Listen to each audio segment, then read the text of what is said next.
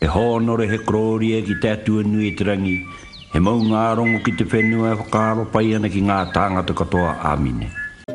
He wiwi, he Ngati, he whanoke, ko te reo irirangi o Ngati Porou.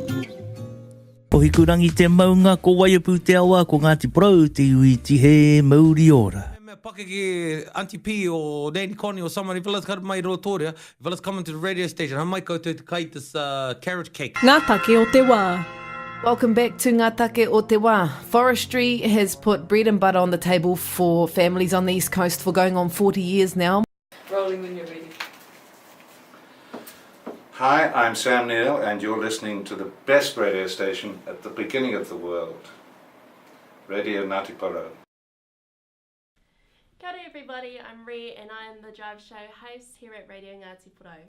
Kia ora tātou, koutou rā ka moa noho mai rā ki te whenua moe a, ko Kingston Cooper a hau. Ko au te kai kawe kōre mo te hōtaka o te kāinga tupu. He hōtaka e whakapāho atu ana I ngā kōre o nehe, ngā kōre o ngā tipuna mo te whenua, mo ngā waiata, e rā me e kai ngā karantia nei e tātou. Nō reira e hika mā, tēnā rawa atu koutou.